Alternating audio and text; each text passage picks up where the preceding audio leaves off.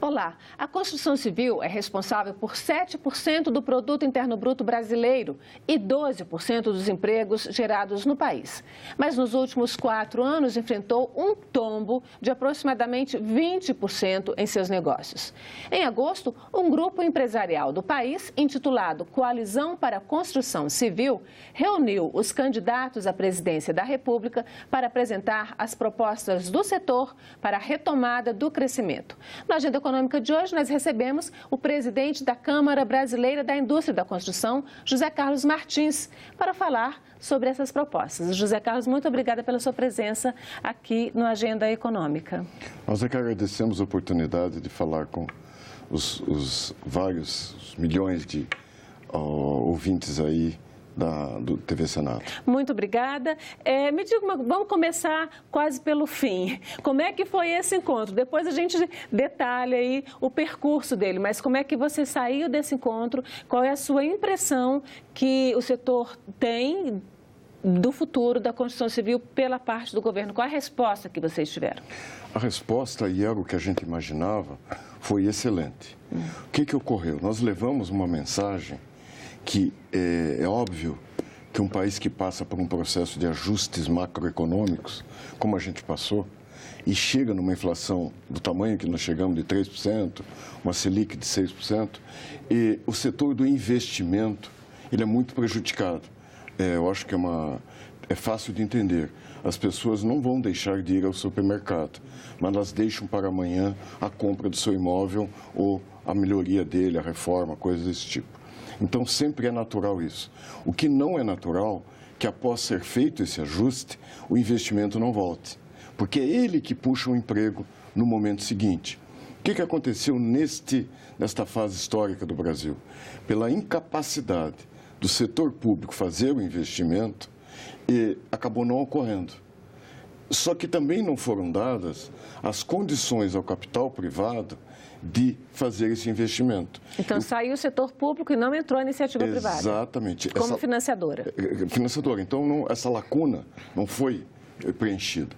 O que nós levamos a eles? Justamente essa mensagem. Não precisa de dinheiro. Precisa, brincando até... Não precisa de dinheiro do setor público, só para completar a frase. Claro, do setor público. Precisa de caneta da parte do setor público. Precisa de normativo, precisa de legislação, precisa de vontade política de resolver os entraves ao investimento. E foi essa mensagem que a gente levou e sentimos de todos eles, independente de ideologia, de lado político, mas todos eles entenderam perfeitamente a mensagem. Porque falando aqui da macropolítica do setor, o setor público brasileiro sempre foi, via BNDES, via Caixa Econômica, via FGTS, o grande financiador da construção civil no país, né? Desde a Casa Popular até as indústrias, as grandes estradas, as grandes usinas, uma temporada aí de grande construção de usinas que a gente teve no passado, recente. Então, mas foi via setor público. A iniciativa privada, quer dizer, os bancos privados não entraram efetivamente no financiamento da construção civil. É que o setor público não tem capacidade de investimento. Hoje não tem mais. Eu vou te dar um número. Em 2014, o PAC desembolsou 64 bilhões de reais. O orçamento para 2019 é 17 bilhões. Você veja que nós vamos trabalhar no próximo ano com 20% daquilo que a gente trabalhou há 5 anos atrás. Né? Então, se você colocar ainda a inflação em cima, você verá que despencou vamos dizer, o investimento. Isso tirou empregos e impediu aquilo que seria o motor da volta do crescimento. Então, é o que você falou, mas a iniciativa privada não entrou. E aí, para isso é que vocês pedem essa caneta, essa mudança de regulamentação, é isso? Eu vou te dar um exemplo. Há um tempo atrás, o Banco Central fez um normativo que liberou 80 bilhões de reais para o mercado imobiliário. Quando você vê agora, vai ser a partir de janeiro do ano que vem essas medidas. Mas você percebe claramente que o mercado imobiliário está aquecendo. Nós temos números do segundo trimestre, do primeiro trimestre de 2018, relativo a 2017, que nós estamos crescendo bastante. Essa liberação foi liberação de recursos do FGTS, do compulsório dos bancos? Não. normativo. O que ocorre? A caderneta de poupança, que é a grande fonte de financiamento da classe média, ao longo do tempo, ela foi sendo utilizada para outras coisas que não necessariamente era o crédito imobiliário residencial. O Banco Central disse assim, vamos tirar todas essas outras formas de uso do recurso da poupança e vamos focar em financiamento imobiliário. E vocês têm 5 anos, 6 anos, bancos, para tirar da carteira esses valores. Então, isso dá 80 bilhões. Vai ter que botar para circular. Isso dá 80 bilhões, ou seja, não entrou 1 centavo do setor público, nem 1 centavo. No entanto, você injetou recurso na economia. Por exemplo... Mas a gente cai na questão juro, né? Que a gente tem a famosa maior taxa de juros do país. A segunda, na verdade, a gente perde para a Rússia, Aí é um problema que a gente sempre coloca. Não vai ter solução para isso quando você tem uma concentração bancária da forma que a gente tem. Não é possível um país do tamanho do Brasil ter 3 bancos privados e praticamente 3 públicos. Banco do Brasil, Caixa e BNDES. É muito pouca concorrência.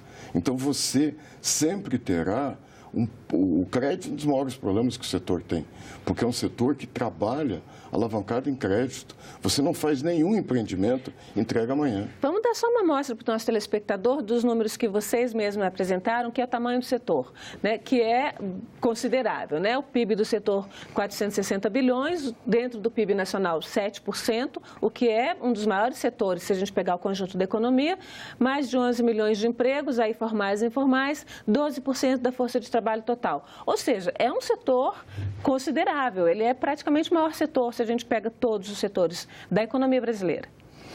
E eu acho que eu queria mostrar muito esse ponto que você demonstrou aí do emprego. O maior problema que o Brasil tem hoje é emprego. É um problema econômico, é um problema social, é um problema de violência, é um problema que abrange todas as áreas da sociedade. No entanto, o nosso setor vem perdendo paulatinamente trabalhadores. Você mesmo demonstrou aqui na introdução que a gente caiu mais de 20%. Então, agora, isso é um absurdo. Só fazendo, então, trabalhando um pouquinho com esses números, antes da gente começar a conversar no vídeo, você falou que mais de 50% dessa quantidade de empregos é força informal, é trabalhador informal. Por quê? 57%, dados da PNAD, dos ocupados em construção civil não recolhem a Previdência.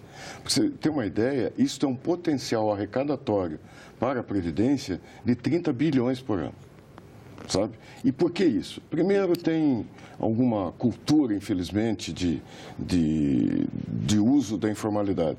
Mas mais do que isso, a incidência tão grande de tributos em cima de um setor que tem tanta mão de obra, acaba tendo esse tipo de desvirtuamento. A gente briga por isso, a gente sempre insiste com o Ministério do Trabalho. O Ministério do Trabalho tinha que combater isso fortemente. Não é possível que um país como o nosso não tem programa social melhor do que emprego com carteira formal. Assinada. Sim, porque você tem INSS, tem, né? Tem tudo. Tem dignidade para o ser humano, tem toda essa coisa. Como é que formaliza? Como é que você faz aí? Formação, educação, fiscalização? Fiscalização. Fiscalização do Ministério do Trabalho. Tem uma distorção nisso, que muitas vezes a própria fiscalização acaba sendo mais confortável atuar no centro urbano do que na periferia. No centro urbano são obras maiores, são obras, e na periferia são obras menores. E é onde está o grande grau de informalidade. É na periferia. Isso, e aí nas obras menores, né? Para falar um pouquinho disso, a gente tem aqui um outro quadro que mostra o PIB do setor da construção civil. Perfeito. E quando a gente fala em construção civil, a primeira coisa que vem é ali a obra, né?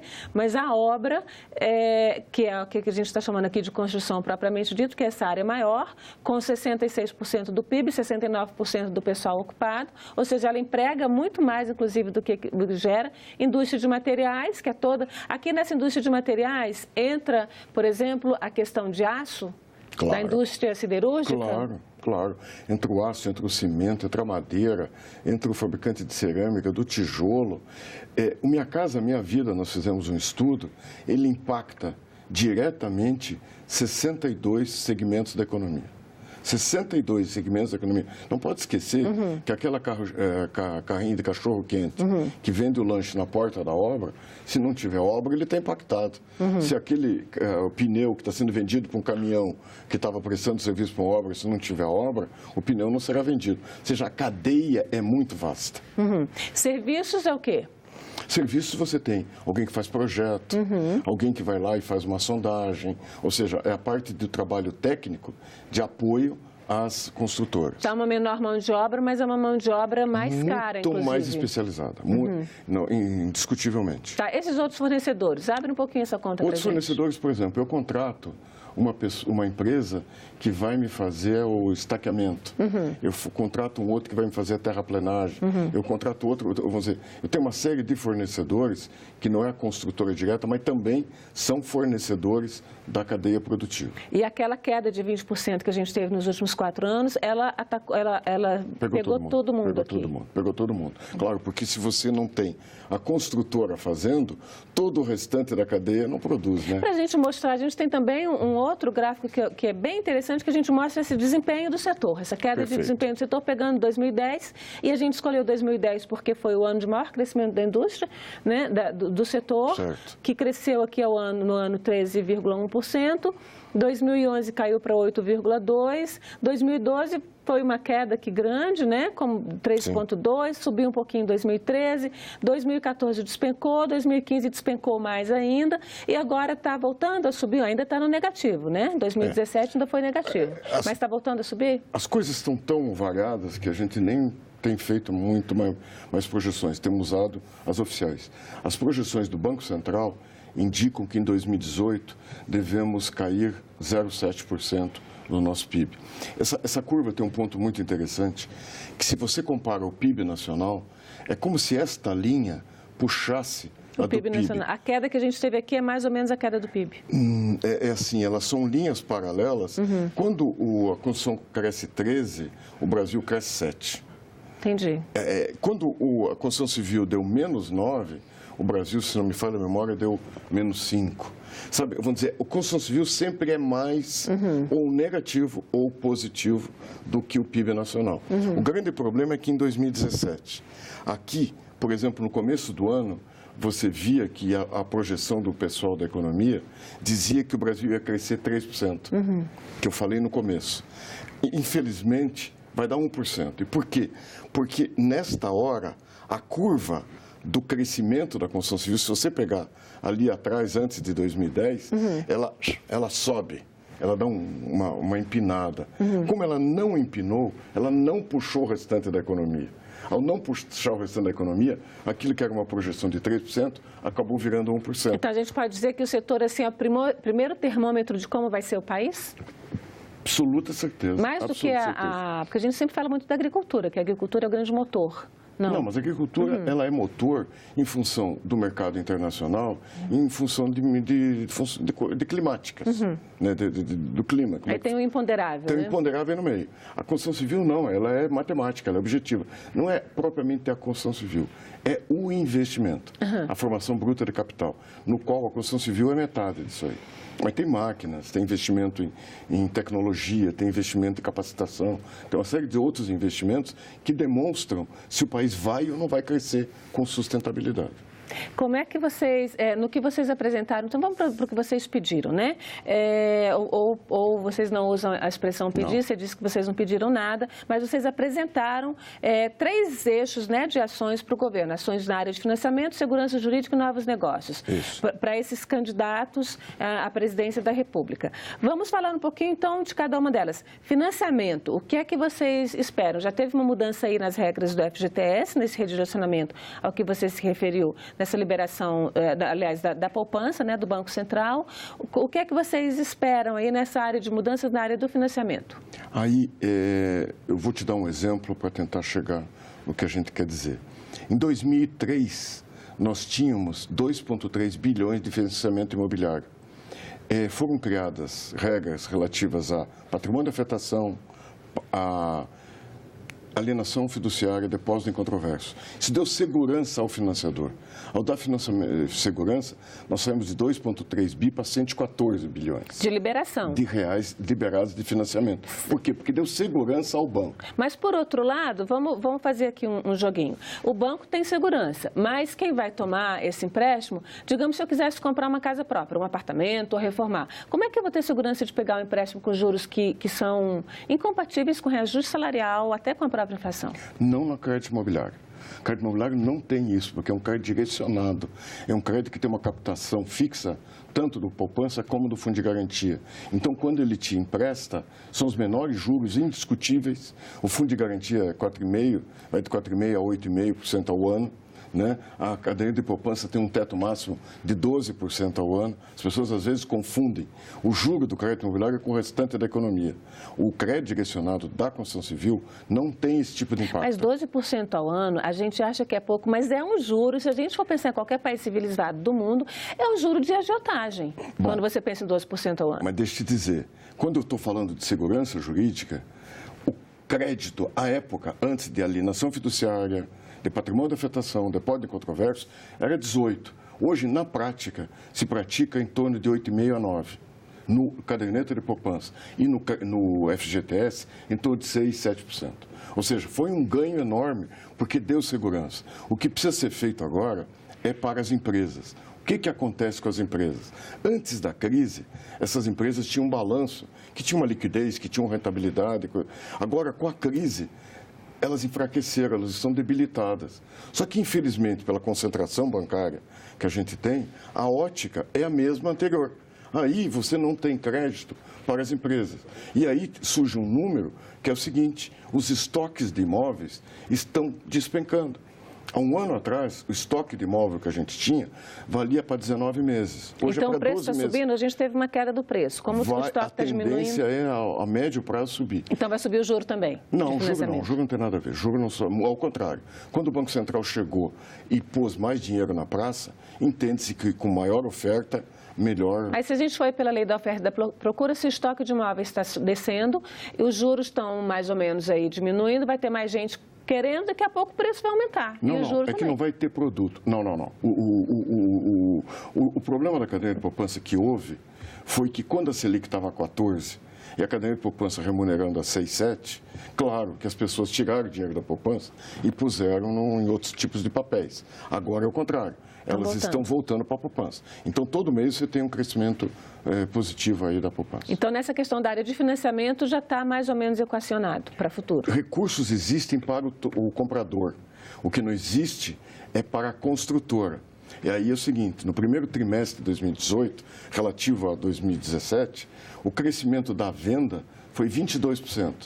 O crescimento negativo do lançamento foi 30%. Ou seja, eu lancei 30% menos imóveis e vendi 22% a mais. O que isso quer dizer? O estoque caiu. Por quê? Sim. Por que eu não lancei? Falta crédito para as empresas. E a gente precisa fazer um estudo aprofundado para ver como que o crédito para as empresas volte. Tem dinheiro, tem gente querendo comprar. O que não tem uma indústria aqui no meio produzindo... Você já tem uma resposta para essa equação aí, ou apresentaram alguma proposta para os presidenciáveis? Nós estamos discutindo com os bancos, inclusive marcamos uma reunião nos próximos dias, junto com o Banco Central, no sentido de ver que medidas poderão ser feitas para melhorar esse crédito, dentro das boas práticas bancárias.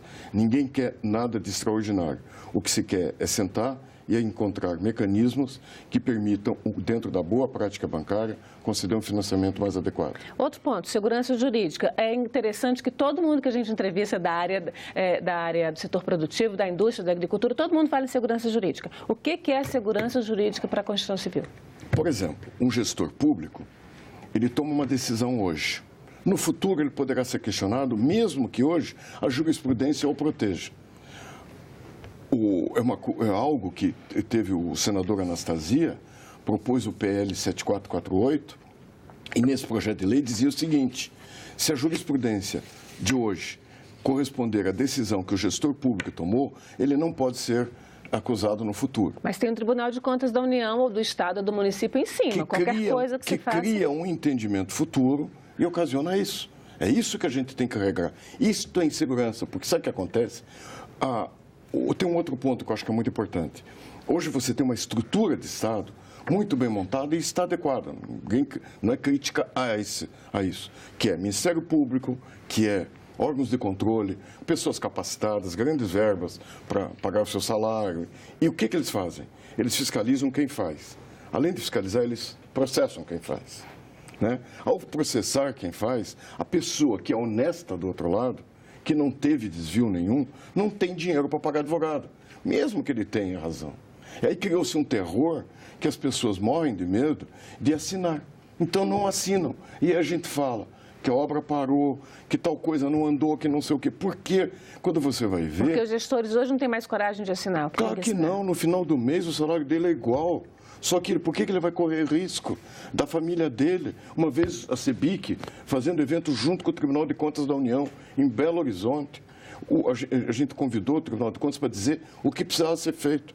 O Tribunal de Contas falou, de repente levantou o dedo, uma pessoa da plateia e disse: eu fiz o que vocês estão dizendo. Tenho 31 processos nas minhas costas, não tenho dinheiro para pagar advogado. E outro item que foi vetado pela Presidência da República desse projeto de lei é o que dizia que o Estado deve dar proteção jurídica ao seu administrador, seu gestor. Para quê? Para que ele tenha conforto de tomar uma decisão séria, responsável, mas que é a opinião dele, que de repente pode divergir de um que é justo. Estamos na democracia, no Estado de Direito, que é justo que alguém pegue e conteste, mas ele tem que ter apoio. E não tem apoio hoje. Tem dois pontos fragilíssimos nisso. Um é apoio do Estado na para segurança. O seu gestor. Isso é uma segurança jurídica. E também a tomada de decisão do gestor em bases atuais não poderão mudar no futuro e ele ser incriminado. Então, são dois pontos básicos. Licenciamento ambiental, isso é um drama terrível. Tem a lei, o projeto de lei que está lá na Câmara hoje, para ser votada e terminada. Tem lei de licitações, que envolve uma série de fatores de segurança jurídica. Em suma, tem a lei do abuso econômico, é um grande fator de corrupção. Digam o que disserem, mas vão dizer, quando você tem alguém num patamar superior ao outro, esse de cima pode exigir, sim, de quem está em nível inferior, que é o que acontece com os contratos leoninos entre o setor público e o setor privado. Então, já que você tocou nesse assunto, vamos aproveitar o seguinte. Em junho, a Instituição Fiscal Independente, que é uma instituição aqui do Senado Federal, divulgou um estudo onde ela mostra que as ações da Lava Jato foram as responsáveis por essa queda que a gente vê aí nos últimos 4 anos de 20% no setor da construção civil e que atrapalha, que essa mesma ação da Lava Jato está atrapalhando. Isso é uma avaliação da IFE, não é minha. Eu estou simplesmente lendo o relatório deles, que atrapalha a recuperação do setor, né? Como é que a gente faz aí? E a construção civil sempre foi historicamente no país, desde a ditadura militar, ligada a políticos, ligada a grupos políticos. A gente sabe que tinha aí as 7 irmãs, que eram as grandes empreiteiras do país, mas a maior parte das empreiteiras do país é de médias e pequenas. E como é que a gente faz para resolver essa questão da corrupção ligando o setor da construção civil e o setor político brasileiro? A primeira coisa que eu queria é contestar esse relatório. Quem escreveu isso, desculpe a força da expressão, não entende do setor. Não existe mercado onde exista alguém oferecendo para fazer e alguém não faça. Se existisse dinheiro para investimento, a construção não teria perdido um emprego. Aquela empresa que foi pega na Lava Jato, que teve problema, seria substituída por uma outra, nacional ou internacional. Então, esta coisa de dizer que PIB caiu por causa de Lava Jato é a maior balela, isso não existe. Isso eu afirmo e o dia que você quiser fazer um debate, estamos à disposição. Bom, esse ponto que você colocou não é desde a ditadura, é desde o Império. É desde o Império. Se você ler um livro chamado Estranhas Catedrais, você vê a história de quando começaram os serviços públicos no Brasil e quando as empresas estrangeiras vieram para cá, como que começa a formar esse tipo de situação. E também não é só das brasileiras que está citando as estrangeiras. Estrangeira. Se você vai no exterior, existe uma coisa. Eu acho que o Brasil, eu sou, independente de ser presidente da CEBIC, sou vice-presidente da entidade mundial do setor. E eu visito muitos outros países. Então, eu vou te dizer uma coisa. Nós estamos num patamar diferente de todo mundo. Nós fomos lá para cima a partir da Lava Jato. O que eu acho que nós não podemos perder a oportunidade da Lava Jato. A partir ou antes? A partir da Lava Jato. A partir da Lava Jato. O que é esse foi lá para cima? Porque a nossa experiência... Nós estamos com uma régua de, assim, vamos dizer, de qualidade, de seriedade nos processos, que não tem outro país igual no mundo hoje. Nos processos. Nos processos, vão dizer, e diminuição da corrupção. Tenho certeza absoluta quanto a isso, sabe? Hoje você não escuta nada que possa existir. Você falou uma coisa... Eu presido uma entidade que tem 60 anos, mais de 60 anos. e sempre combateu isso no dia a dia. A Lei 8666, que veio para ir contra as falcatruas do governo da época, foi relatada pelo presidente da CEBIC, que é o Luiz Roberto Ponte, que muito nos orgulha. Quem denunciou as falcatruas da época foi a CEBIC, através de uma carta de Belo Horizonte. Mas precisa reformar essa lei? Não. O que nós defendemos é o seguinte: primeira coisa que tem que ser feita, a gente tem uma frase muito forte que a gente tem usado, não adianta manter o modelo e mudar os atores. Nós temos que mudar o modelo. E esse modelo concentrador, que ficava na mão de meia dúzia, não pode continuar. Não adianta trocar uma nacional por uma estrangeira. O problema continuará igual. O básico para eliminar esse ponto é concorrência e transparência. Internet, tecnologia está aí para ajudar nesse tipo de combate. Tudo. Nós lançamos, por exemplo, vou te dar alguns exemplos, 12 janelas de oportunidades para a corrupção. Vou te dar alguns exemplos. Primeiro, aonde que está na internet a lista das faturas em ordem cronológica para pagamento? Tem alguns órgãos têm, mas a maioria não tem. Ou seja, é um fator de corrupção alguém pular na frente do outro na hora de receber uma fatura, né? O projeto bem feito, onde é que está a determinação? Por exemplo, enquanto que o órgão de controle exigir que projeto seja feito por lei pregão, você não vai ter qualidade no projeto. Você tem que ter qualidade no projeto para depois, na sequência, não ter muito problema. Então, ou seja, existem uma série de ações que devem ser feitas contra isso, que a gente tem trabalhado muito forte. O setor está começando, nesse semestre, um programa de autorregulação, que é justamente para atacar essas coisas todas que existem de distorções, porque não interessa para o setor. Não interessa então, mesmo. O próximo governo, o próximo presidente tem muito o que fazer na área de vocês também. Eu diria o seguinte, que ele tem muito o que fazer, principalmente se trabalhar fortemente em concessões e PPPs. Quando você trabalha nisso, você volta o investimento, você evita o inchaço da máquina pública e isto é fiscalizado pela sociedade. Você sabe? Então, vamos dizer, nós entendemos que o problema que o Brasil tem hoje, de falta de capital para investimento, quem sabe seja uma grande oportunidade que nós, como nação, tenhamos para melhorar tudo isso. José Carlos, muito obrigada pela sua presença aqui na Agenda Econômica. Muito obrigado a você.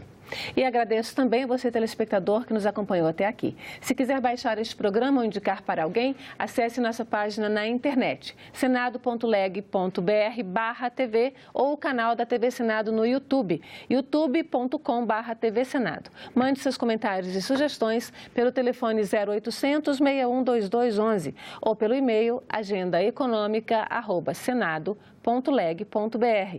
Até a próxima agenda.